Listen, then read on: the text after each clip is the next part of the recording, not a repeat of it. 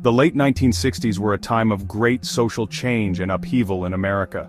The country was in the midst of a cultural revolution, with people fighting for civil rights, protesting against the Vietnam War, and challenging the status quo in various ways.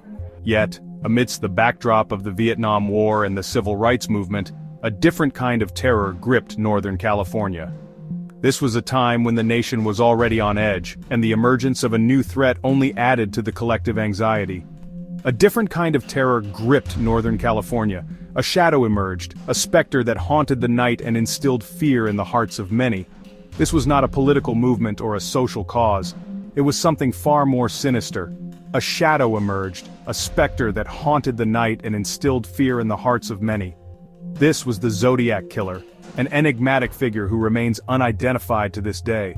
His presence was like a dark cloud hanging over the region, casting a pall of fear and uncertainty. This was the Zodiac Killer, an enigmatic figure who remains unidentified to this day.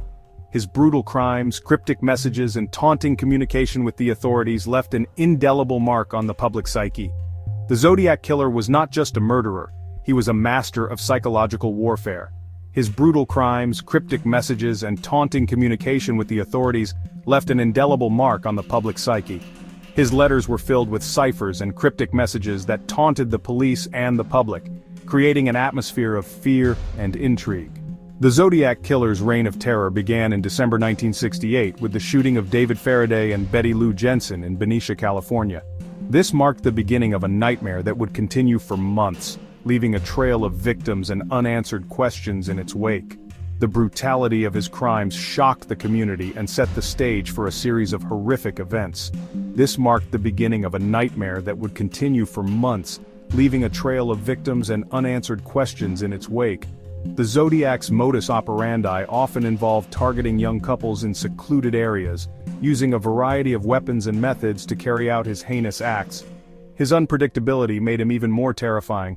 The Zodiac's modus operandi often involved targeting young couples in secluded areas, using a variety of weapons and methods to carry out his heinous acts. He seemed to take pleasure in the fear he created, and his ability to evade capture only added to his mystique. The Zodiac Killer's crimes were not merely acts of violence. They were calculated performances designed to instill fear and garner attention. He craved notoriety, reveling in the terror he inflicted upon the public and the authorities.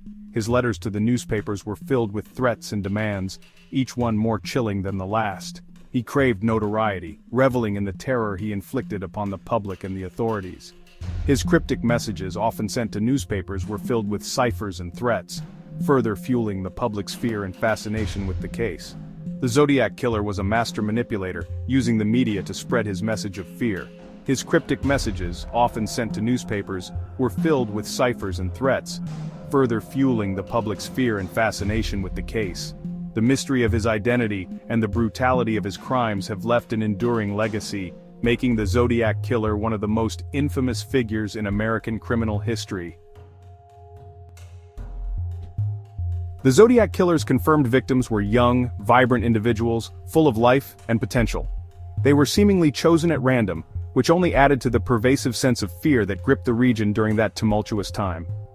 David Faraday and Betty Lou Jensen, a high school couple, were the first known victims, shot on a secluded lover's lane in Benicia. Their tragic deaths marked the beginning of a terrifying spree. Initially, their deaths were treated as an isolated incident, a tragic but singular event in a quiet town. However, the subsequent murder of Darlene Ferrin and the attack on Mike Mageau in Vallejo, California, just 6 months later, revealed a chilling pattern that would haunt the community. The Vallejo attacks bore striking similarities to the Benicia murders, suggesting the work of the same perpetrator, a methodical and ruthless killer. In this instance, the assailant approached the couple's parked car and opened fire, killing Darlene Ferrin and seriously wounding Mike Mageau. The randomness and brutality of the attack sent shockwaves through the community. Mageau, despite his severe injuries, managed to provide a crucial description of the attacker. He described the man as heavy-set, wearing a hooded costume adorned with a symbol that would become synonymous with the Zodiac Killer. Just weeks after the Vallejo attack, the Zodiac struck again, this time targeting a couple picnicking at Lake Berryessa in Napa County. The serene setting of the lake contrasted sharply with the horror that would unfold. Cecilia Shepard and Brian Hartnell were enjoying a peaceful afternoon when they were approached by a man dressed in a hooded costume and carrying a gun. The tranquility of their picnic was shattered in an instant. The assailant bound and stabbed the couple repeatedly, leaving them for dead. The brutality of the attack was shocking, even in a time already marked by fear. Cecilia Shepard tragically succumbed to her injuries, while Brian Hartnell miraculously survived the attack. His survival provided crucial insights into the mind of the killer. The final confirmed victim of the Zodiac Killer was Paul Stein, a San Francisco cab driver.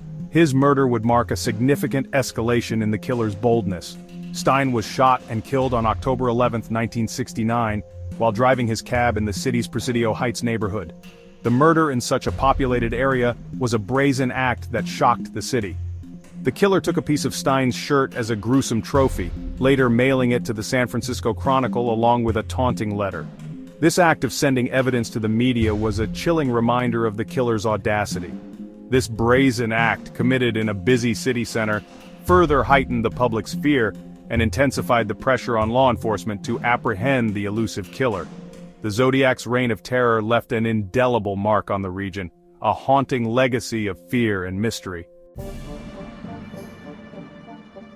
The Zodiac Killer, an elusive figure, has baffled investigators for decades.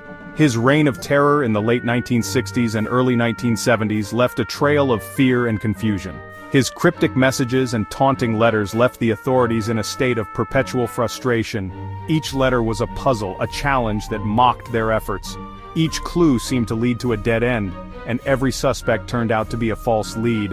The more they investigated, the more elusive he became. Despite numerous efforts, the true identity of the Zodiac Killer remains a mystery to this day. The case has grown cold, but the intrigue remains as strong as ever. The enigma of his persona continues to haunt the collective consciousness, leaving us to wonder if the truth will ever be uncovered. Will we ever know who he was, or will he remain a ghost in the annals of crime history? The Zodiac Killer case is a complex web of clues, suspects, and theories. Over the years, countless individuals have tried to untangle this intricate puzzle. Some believe the killer was a lone wolf, while others think there might have been accomplices. Each new piece of evidence adds another layer to this already convoluted mystery. Despite the efforts of many, the true identity of the Zodiac remains elusive, leaving us with more questions than answers. The Zodiac Killer has captured the public's imagination for decades. Books, movies, and documentaries have all tried to piece together the story, each offering their own take on the events. The combination of cryptic messages, unsolved murders, and the killer's taunting letters has kept the fascination alive. Even today, amateur sleuths and professional investigators alike continue to delve into the case, driven by the hope of finally uncovering the truth. The legacy of the Zodiac Killer is one of fear and intrigue. The case has left a lasting impact on the families of the victims, the communities affected, and the broader public consciousness. The chilling nature of the crimes and the audacity of the killer have made the Zodiac a figure of infamy. As time goes on, the legend only grows, with new theories and potential leads emerging, ensuring that the story remains in the public eye. Despite the passage of time, the mystery of the Zodiac Killer endures. Advances in technology and forensic science have brought us closer to answers, but the final piece of the puzzle remains out of reach. The Zodiac's identity is still unknown, and the case continues to be a subject of intense study and speculation. As long as the mystery remains unsolved, the Zodiac Killer will continue to haunt the annals of criminal history, a dark enigma that refuses to fade away.